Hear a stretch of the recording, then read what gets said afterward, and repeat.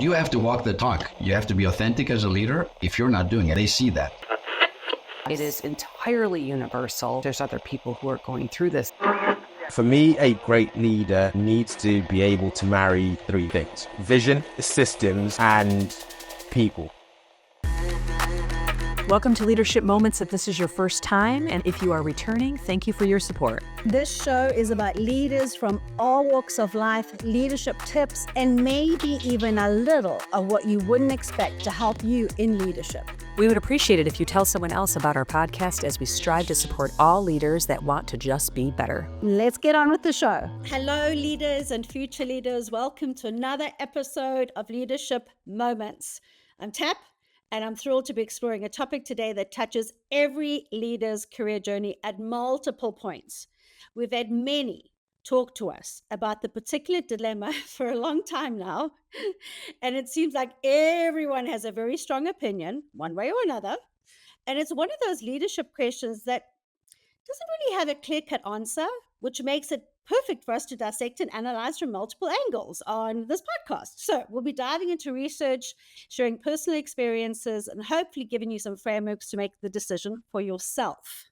Yeah, and I'm Stacey Castor, and as Tracy Ann mentioned, we're excited to dive into today's topic where, it has been highly requested by our listeners. We're talking about the age-old career question: is it better to stay long-term with one organization or hop between companies to climb that ladder faster?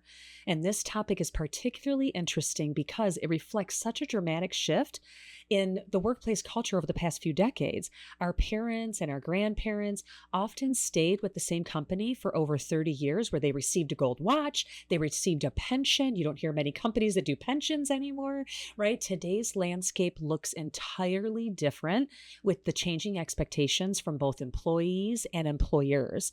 So I think what makes this conversation so relevant is that we're seeing this tension play out across generations, industries, and was even within ourselves. Yeah, you're absolutely right. About that generational shift, Stacey. I was just reading an eye-opening report from the Bureau of Labor Statistics that really put some numbers behind what we're observing. According to their data, the median employee tenure in 2024 was just 3.9 years. That's down from 4.6 years a decade ago. So it's showing a real clear trend towards more frequent job changes across the workforce. But what I found particularly interesting was the breakdown by age group. Workers aged 55 to 64 still average around 10 years a company, while ages 25 to 34 are averaging closer to 2.7 years. So this isn't just anecdotal anymore, right? We're actually seeing a fundamental shift in how people approach their careers and the concept of loyalty in the workplace. And I think there are legitimate reasons behind these changes that go beyond just stereotypes about younger workers being flighty or entitled. Yeah, those statistics really put things into perspective, and they hit home for me because I was one that took more of a traditional path in my career. When I was a senior leader, I was at one company for 15 years and another company for over 10 years. And it wasn't necessarily a deliberate strategy when I started. I joined the company, and then I found great mentors and just kept finding new challenges within the same organization. So over time, I moved through different roles and each of these increasingly responsibility, and I've had the opportunity to help shape the company's direction in meaningful ways. And there's something powerful about seeing initiatives through the conception all the way through the full implementation and beyond, and sometimes over the course of several years.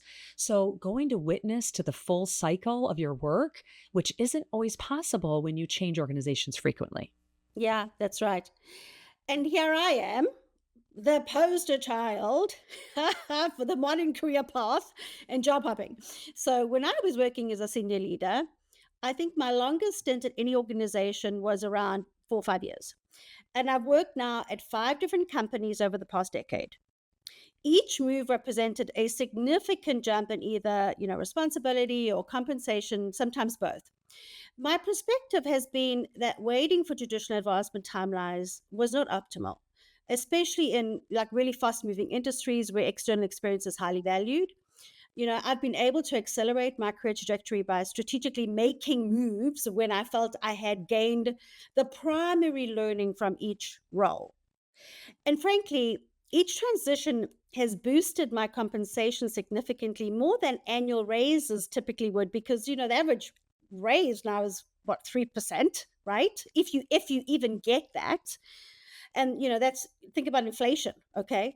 So, but I'll be the first to admit there have been trade-offs, less institutional knowledge, the need to improve myself repeatedly, and the energy it takes to navigate new organizational cultures and politics.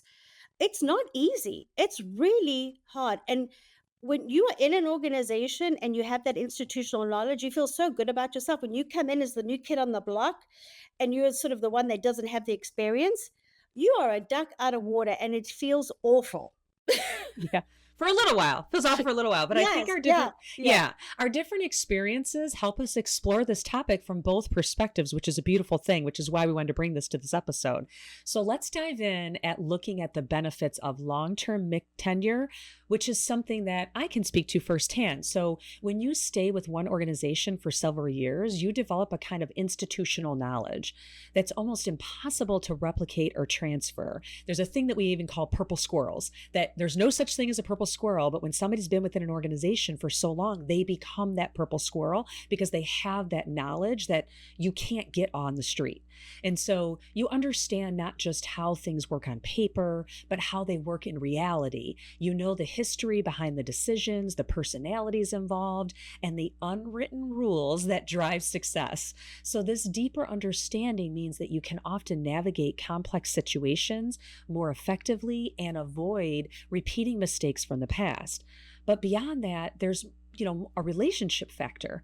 Over time, you build genuine trust with colleagues across the organization, and these relationships become invaluable for getting things done in complex environments where influence often matters more than formal authority. So whether it's having a candid conversation with the senior leader, getting insight, into strategic shifts at an early stage, or assembling cross-functional teams quickly, these long-term relationships become a form of career capital that's hard to quantify, but incredibly powerful.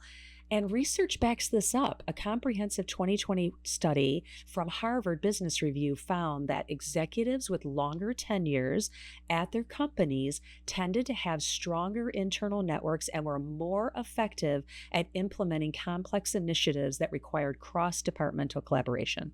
Man, those are compelling points about the value of deep organizational knowledge and relationships, Stacey. I've definitely experienced the flip side of that coin when joining new organizations. The steep learning curve of figuring out who the real decision makers are, understanding the cultural nuances, and building credibility from scratch, it's challenging and it's time consuming. No doubt about it. But I want to highlight some benefits of mobility that I think are equally powerful. First, there's the perspective advantage. So when you've worked in a multiple environments, you develop a broader understanding of how different organizations approach similar challenges. So you bring fresh ideas from previous experiences. You're able to challenge assumptions that may have become entrenched in a particular company or culture. And you're also able to identify innovative solutions that might not be obvious to those who, haven't seen those different approaches. There's also the factor of this adaptability. In today's rapidly changing business landscape, the ability to quickly adjust to new environments, technologies, ways of thinking is incredibly valuable. Those who change organizations more frequently typically develop stronger adaptability muscles simply because they've had to exercise them more often, right? They become comfortable with discomfort. They develop confidence in their ability to succeed in unfamiliar situations. And there was an analysis by McKinsey actually quantified this effect, finding that executives who had worked across multiple companies demonstrated 21% higher innovation metrics compared to those who had spent their careers primarily at one organization. Now, that's a significant advantage in a business world where innovation is often the difference between thriving and merely surviving. Yeah, those are some excellent points about the innovation and the adaptability advantages. I love that, Tracy Ann.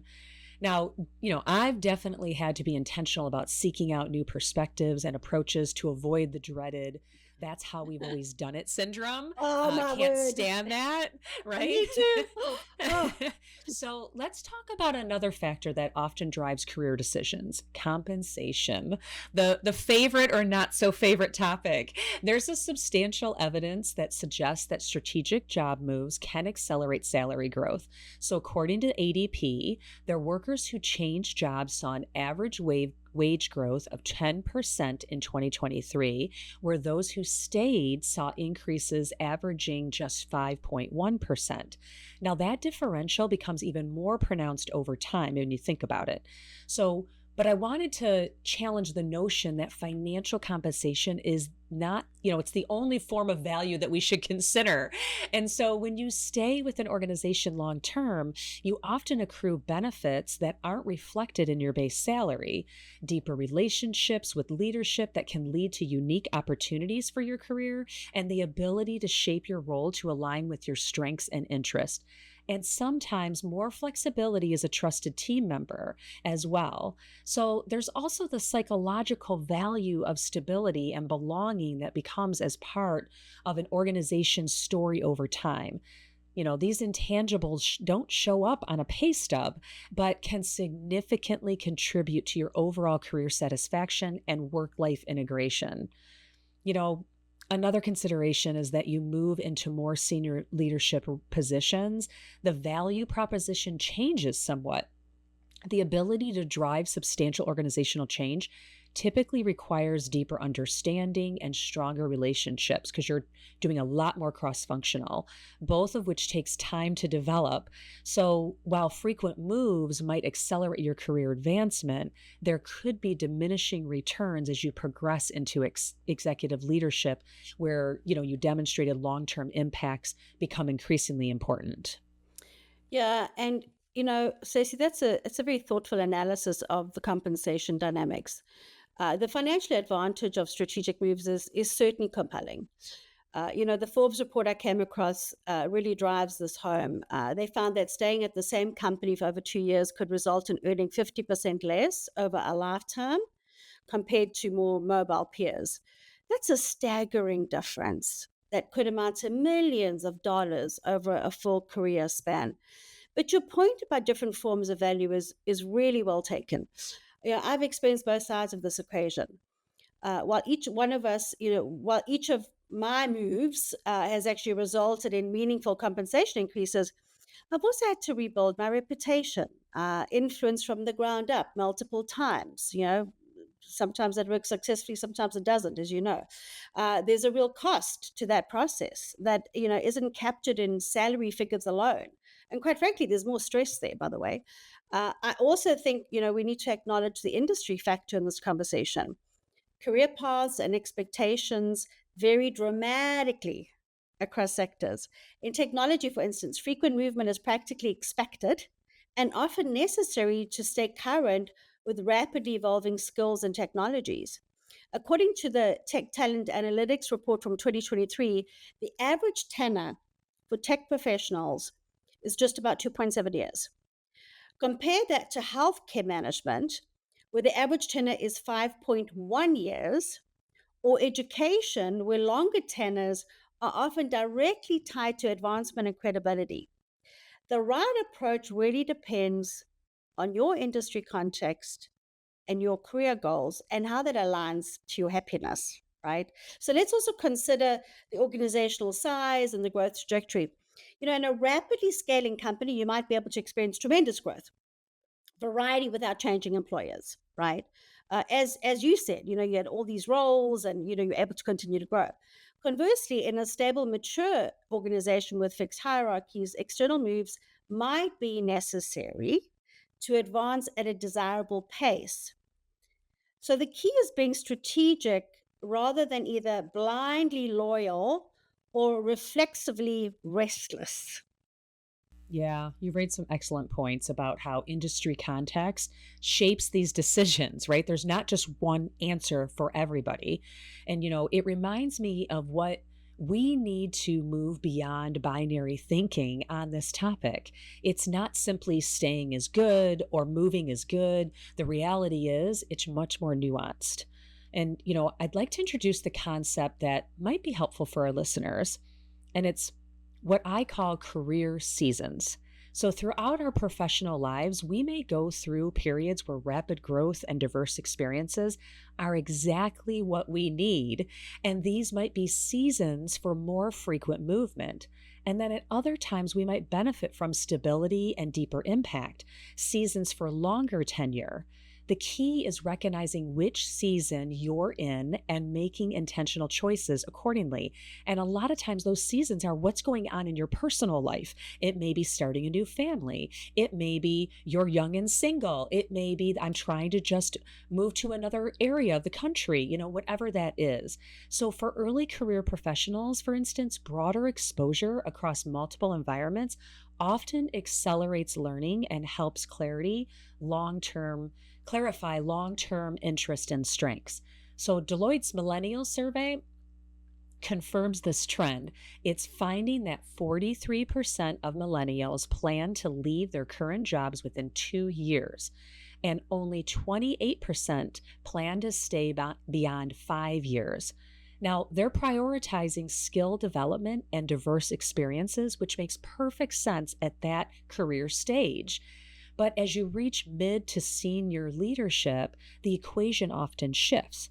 Building and executing long term strategic initiatives becomes more central to your role, and the ability to see those initiatives through to the completion becomes increasingly valuable. So, a Harvard Business School study showed that CEOs who had been internally promoted after significant tenure outperformed external hires by 25% in the first 2 years, suggesting that deep organizational knowledge creates these real advantages at the executive level. So I think the wisest approach is to be intentionally strategic rather than either reflexively loyal or chronically restless. So, what do you think about this career seasons perspective, Tracy Ann? Oh man, I love this career seasons concept, Stacey. And uh, again, we've spoken a lot about this. We speak, to a lot of our clients who are going through situations, right? It resonates with my experience, and I think it also offers a more nuanced framework than the oversimplified stay versus go dichotomy. Now, I'd like to introduce another framework that might help our listeners make these decisions more strategically, what I call the growth to comfort ratio. In any role, there's a natural evolution from the initial steep learning curve where everything is challenging and growth is rapid to increased mastery and comfort as you become proficient. So the key question becomes, what's your optimal ratio of growth to comfort? It's kind of like when you play the stock market, right? Are you conservative or are you like a risk taker? Uh, some leaders thrive, on constant challenge. They feel stagnant once they've mastered a role. Others prefer to establish expertise and then leverage it effectively over time. Neither approach is inherently better, but it's really about understanding your own motivational drivers, your own career objectives, and also who you are. Are you a builder or an operator? Right? So I've found that for me personally, once the growth to comfort ratio tips too heavily toward comfort, when I'm operating on autopilot more than 70% of the time, it's a signal that I need a new challenge. Sometimes that challenge can be found within my current organization through a role change or, a major new initiative. But other times it requires a move to an entirely new environment. The important thing is recognizing the signal and responding intentionally rather than drifting into complacency or making reactive decisions out of boredom or frustration. So the ratio also changes throughout your career. Earlier on, you might optimize for maximum growth and learning. which often means, you're changing environments frequently, to gain diverse experiences. But later, you might value the ability to operate with more comfort, apply deep expertise to complex challenges, which can be facilitated by longer tenure. Stacey, what's your take on this growth to comfort balance? Yeah, I love that's such a powerful framework, Tracy, and I love the way you're thinking about it. I think the growth to comfort ratio perfectly captures the internal barometer that many of us use often, unconsciously without even thinking about it. Yes. So, to Yeah. gauge our career satisfaction, I've certainly experienced periods in my journey where I needed to deliberately seek out new challenges within the organization to reset the ratio. And that's why I was at one for 15 years. And then I hit that point that I couldn't do it within the same company, and why I went to the next company because that's where I needed that. So you're right on, can you do it within? Do you need to go external? What is that? So what's worked for me is proactively pursuing what I call internal mobility, but finding new challenges, within the same organization ecosystem. And this has included lateral moves to different functional areas, volunteering for major transformation initiatives, and even creating entirely new roles to address emerging needs. So each of these transitions reset my growth to comfort ratio without requiring an organizational change, which was really nice. It was easier for me, right? It worked for me. The advantage of this approach is that I could leverage existing relationships and organizational knowledge while still experiencing significant personal and professional growth. So there's a multiplier effect that happens when you combine new challenges with established credibility. You can often make a bigger impact more quickly because you're not simultaneously learning the business and building relationships from scratch.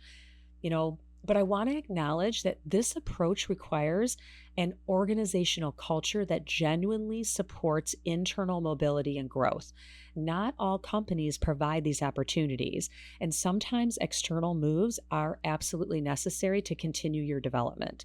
So I've been fortunate to be in an environment where new challenges were available when I needed them. But let's talk about some practical warning signs that your current tenure, whether long or short, may not be serving your leadership development. What red flags should our listeners watch out for that might indicate it's time for a change? Yeah, that's a really good question about warning signs, Stacey. So I think there are several clear indicators that should prompt leaders to reassess their current situation, regardless of how long they've been in their role. And the first and perhaps the most important is learning stagnation. When you realize that you haven't developed a significant new skill or tackled a novel challenge in the past 6 to 12 months, that's a major red flag. Gallup research shows that 80% of the millennials rate professionals or career growth and development opportunities as important in a job. And this desire for continuous learning isn't limited to younger generations. It's in today's rapidly changing business environment. A plateau in your development isn't just unsatisfying, it's potentially dangerous for your long term career prospects.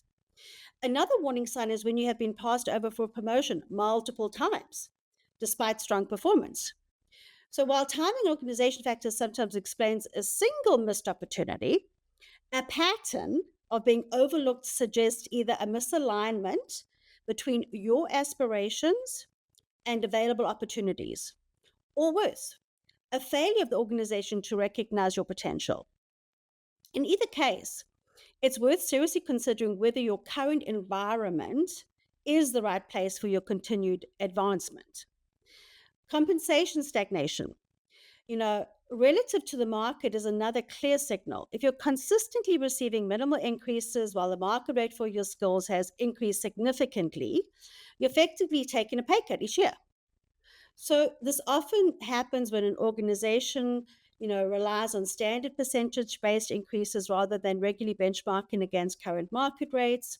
So it's worth noting that this discrepancy tends to be compound over time, which explains that Forbes statistic that I gave earlier about potentially earning 50% less over time by staying too long at one company. And then finally, I'd point to value misalignment as perhaps the most fundamental warning sign. If you find yourself increasingly at odds with organizations' priorities, ethical choices, or treatment of people, that's not something to ignore. I've seen too many leaders try to suppress their discomfort with values, misalignment, only to have eventually manifest as burnout, disengagement, or even major health issues. So, as leaders progress in their careers, this alignment becomes increasingly important to their overall well being and effectiveness. And we know how important that is. So, Stacey, what about you? I mean, from the perspective of someone who's built a successful long-term career at one organization, what signs have you observed that might indicate it's time for a change? Those are excellent warning signs, Tracy Ann, to watch out for. From my perspective, I have a few more that I've observed both in my own career journey and with my clients who have been within the same organization for extended periods. So, one significant warning sign is when you find yourself becoming the defender of the status quo rather than a catalyst for positive change. In any organization, there's a natural tendency toward inertia. And so, the way we've always done things can become a powerful force. When you realize that you're defending against approaches rather than remaining open to new possibilities, it's a sign that your long tenure might be limiting your perspective and effectiveness. This is particularly dangerous for leaders as our role often requires challenging established thinking and driving necessary evolution. Another indicator is narrowing of your professional network. We talk about this all the time, but when most or all of your meaningful professional relationships are within a single organization, you're at risk of developing tunnel vision about industry trends, leadership approaches, and career opportunities. When, like LinkedIn's economic graph, research found that professionals with experiences across multiple companies typically have 70% larger professional networks than those who stay put. And a diverse network not only provides fresh perspectives, but also serves as a valuable safety net if your organization faces disruption or downsizing. So I'd also want to point out the erosion of your market value awareness as a significant risk of long tenure. When you're not actively engaging with the external job market, it's easy to lose touch with how your skills and experience would be valued elsewhere. So this can lead to complacency about your professional development and undermine your negotiating position within your current organization.